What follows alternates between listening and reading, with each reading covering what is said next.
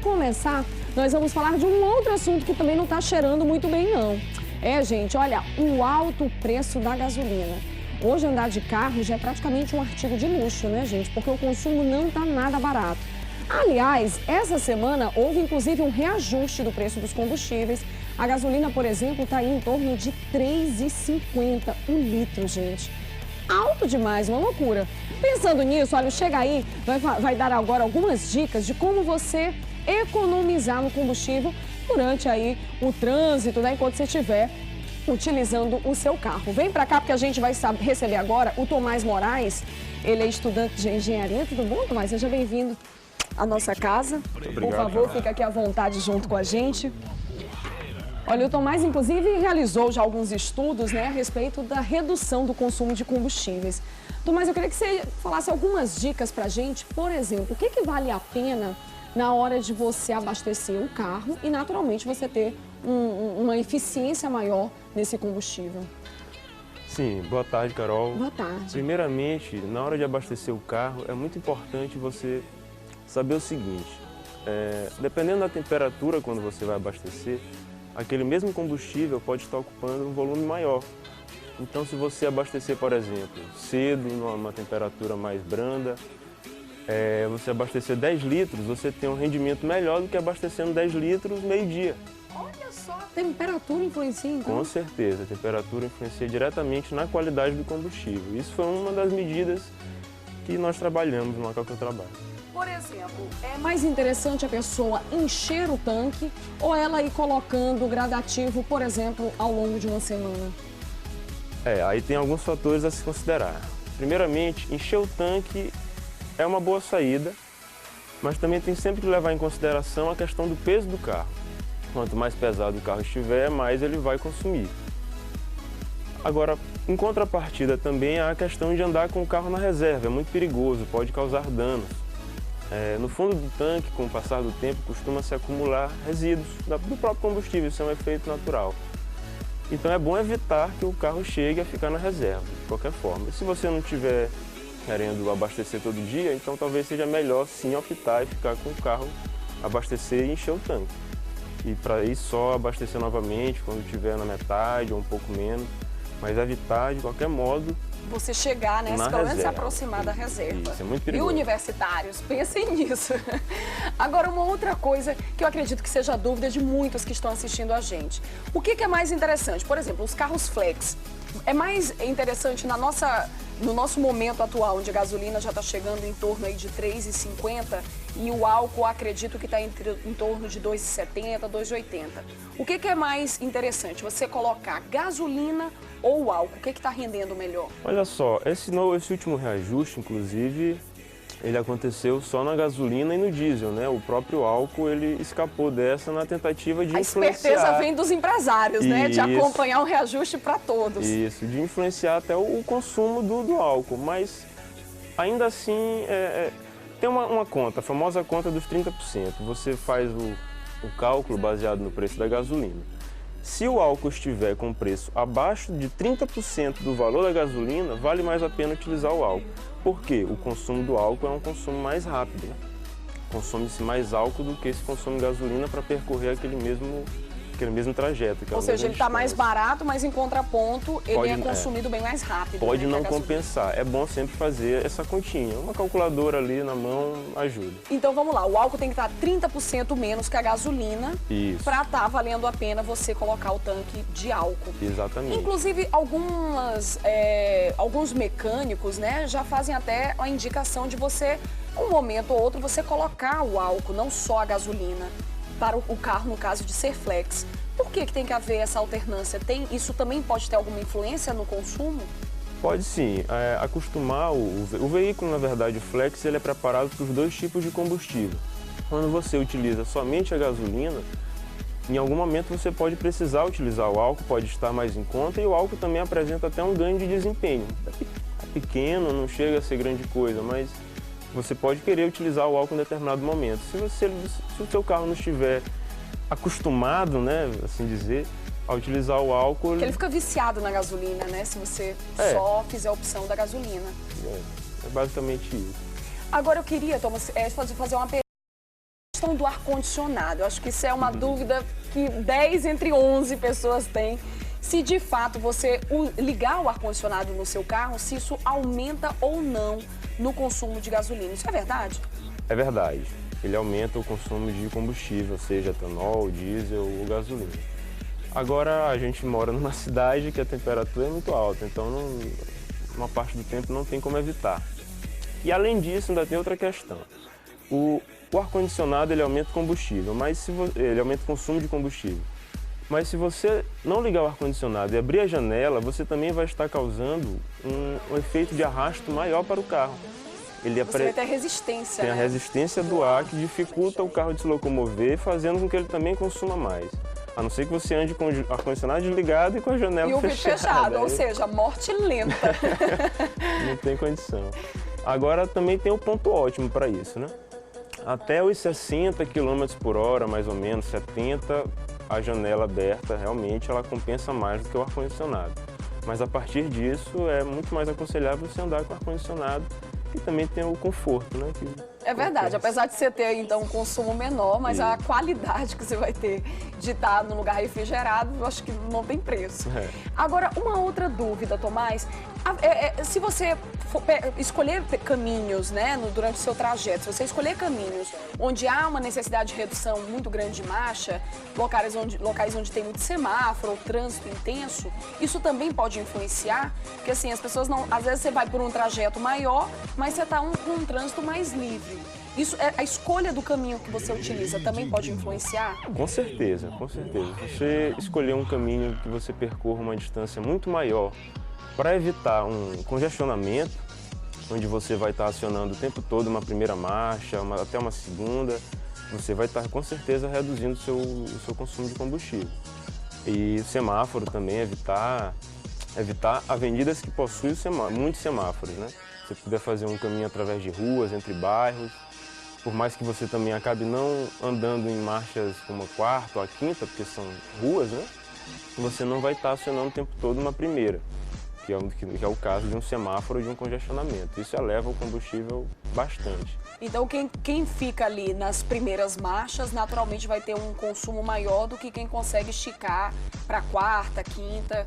Sim, a comparação é bem distante. O consumo das primeiras marchas é muito maior do que as das últimas. Muito bom. Tomás, quero te agradecer a presença aqui junto com a gente, poder dar dicas aí que facilitem, né, gente? Às vezes a gente tá ali no piloto automático, você vai durante o trânsito, nem mesmo pensa, se você não presta atenção, se o seu tanque, por exemplo, tá cheio, se você já tá entrando na reserva, a temperatura, né? Nem eu mesmo sabia dessa informação. Então a gente espera que tenha facilitado muito para você do outro lado, afinal de contas, tá caro pra caramba. Inclusive, hoje, né? Hoje é o último dia para que os postos de combustíveis possam fazer um reajuste no valor da gasolina, porque já foi detectado que houve um aumento abusivo nos preços.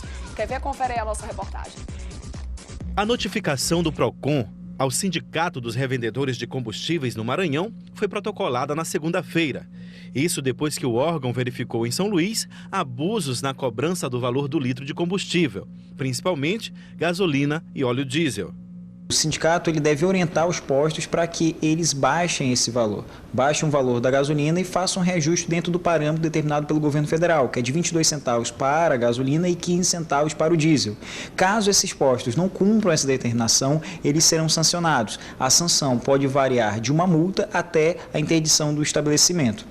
O aumento decretado pelo governo federal entrou em vigor no último domingo. As alterações das alíquotas do PIS, o Programa de Integração Social e CONFINS, a contribuição para o financiamento da Seguridade Social, influenciaram no reajuste. Mas quem precisa circular de veículo reclama do preço alto. Pelo litro da gasolina neste posto, o consumidor paga R$ 3,51. Tá caro demais, muito caro. Tá complicado o negócio, a gente não sabe se foi consequência do nosso voto. É o murmurinho que está rolando aqui, consequência do voto. Este taxista, que tem 20 anos de praça, fala das dificuldades em circular de táxi em São Luís. Isso tudo por conta do preço alto do combustível. Isso porque a gasolina ficou alta o preço, né? R$ 3,50, R$ 3,60, aí nós estamos sem aumento, aí fica difícil. Os revendedores têm até esta quarta-feira para baixar os preços do óleo diesel e da gasolina. Pelo menos 150 postos da região metropolitana da capital abusaram no reajuste em mais de 50% do valor estabelecido pelo governo federal. O consumidor nada mais é do que um fiscal das relações de consumo. É muito importante que o consumidor exija os seus direitos e passe até o PROCON informações de quais são os postos que não estão cumprindo essas determinações legais. É bom salientar que essa notificação realizada pelo PROCON, ela tem como amparo legal o artigo 39, inciso 5 e inciso 10 do Código de Defesa do Consumidor, que diz que é vedado ao fornecedor, caracteriza prática comercial abusiva, elevar sem justo motivo o valor de determinado produto ou serviço ou realizar cobrança manifestamente excessiva. Um dos grandes benefícios dos automóveis flex é permitir que o consumidor opte pela opção mais barata. Seguindo o preço de mercado, o etanol atualmente é mais barato e faz com que o motor do carro gere mais potência, mas em contrapartida, consome mais. A gasolina, por sua vez, sofre com essa oscilação da economia e, às vezes, o preço é bem mais salgado. Para que você não saia no prejuízo, ensinamos aqui a melhor forma de calcular qual a melhor opção do momento. Divida o valor do litro do álcool pelo da gasolina. Se o resultado for menor que 0,7, ainda vale a pena abastecer com álcool. Se for maior, opte pela gasolina. Por exemplo, se o litro do álcool custa R$ 2,50 e o da gasolina R$ 3,70, divida o primeiro pelo segundo. O resultado será de 0,67, ou seja, menor que 0,7. Nesse caso, vale a pena abastecer com álcool. Viu só, gente? Vocês entenderam o cálculo? Se for menor que 0,7, você divide o valor do álcool pelo da gasolina. Se for menor que 0,7, vale a pena. Se for maior, aí já não tá valendo a pena. Fechou? E ó, geral aí começa a abastecer a partir de amanhã. Se seu carro puder esperar, eu tenho certeza que seu bolso agradece.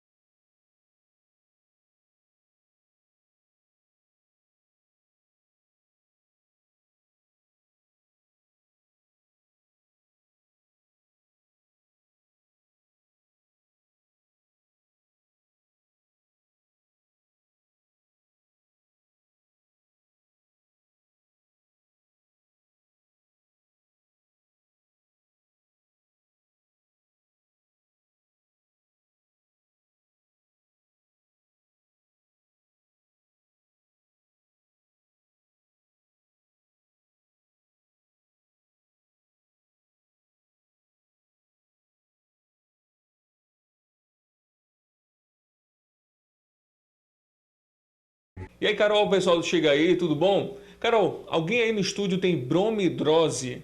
Você não sabe nem o que é isso? Pois hoje a gente vai entender um pouco mais sobre o chulé, porque popularmente é conhecido como o chulé. E a gente está aqui com a Cláudia, que é podóloga, e vai explicar um pouco mais, conversar com a gente sobre esse assunto. Cláudia, quase todo mundo tem chulé, não é verdade? Mas por que isso acontece, hein? Por falta de higiene, é a causa principal, né? Aí tem outras doenças como diabetes, obesidade e também o hipertiroidismo. Cláudia, mas homem, mulher, criança, adulto, todo mundo pode ter chulé? Todo mundo pode ter chulé, suscetivelmente em crianças e adolescentes, pelos hormônios, né, que estão bem aguçados. Bem, no dia a dia, o que colabora para que as pessoas possam desenvolver um odor mais forte ou para que o pé sue mais? O que acontece? Sapatos de borracha, sapatos plásticos também, eles contribuem. Bem, além disso, o chulé é considerado uma doença? É apenas um problema que pode ser facilmente resolvido? O que é, hein? Ele pode ser resolvido sim, se eles usarem antissépticos, desodorantes, talcos, bactericidas, entendeu? E secar bem o pé. Hoje em dia o mercado oferece várias opções para colaborar, né? Você tem até uns produtos aí para mostrar para a gente? Tenho sim. Como que, por exemplo? Temos desodorantes, temos talcos, temos um creme também, que só é vendido aqui pela Dr. Fit, né? E ele ajuda a inibir o odor e a hidratar também. Porque o excesso de suor, ele também faz com que o pé fique ressecado. Cláudia, muita gente parte para o talco, para o uso do talco, parece que ele é mais comum. E aí, ajuda, ou cada caso é um caso, pode se tornar um vilão. Qual é a função, na verdade, do talco aí nos pés? Na verdade, se ele for bactericida, ele vai ajudar. Se for um talco comum, ele não vai ajudar, ele vai só aumentar o ressecamento, né? né, que a pessoa já fica com esse problema de ressecamento, e o odor fica maior. Cláudia, isso pode se tornar um problema ainda maior, pode se tornar uma doença, pode piorar a situação além da questão do odor? Sim, causa até frieiras também, o excesso de suor com as bactérias que estão em proliferação. Bem, então se eu detectei que eu estou com chulé ou alguém próximo de mim, como que pode tratar? Qual é o primeiro passo? O primeiro passo é não usar o sapato que a pessoa está usando, nem a meia também. É você lavar bem os pés, entendeu? Secar entre os dedos também. E colocar, como eu falei, um antisséptico ou um talco bactericida, um desodorante bactericida vai ajudar. Ah, e também tem que eliminar comidas picantes, bebidas alcoólicas também, tem que evitar. Tudo isso colabora aí para a pessoa ter um chulé muito desagradável, né? Com certeza. Claro, esses cuidados dá para a gente ter em casa, mas aí não conseguir resolver, e também é sempre bom ter a ajuda de um especialista para nos orientar, né? Isso. Aí é bom ir no podólogo, fazer uma higienização para ver se não tem micose. Também as pessoas que têm micose, elas também têm tendência a ter chulé. Então, tá certo, olha, a Cláudia dando essas dicas muito preciosas para a gente, Carol. E o que é melhor é que o mercado hoje oferece vários produtos para auxiliar as pessoas que têm esse cheirinho desagradável nos pés. A gente se vê na próxima. Até mais!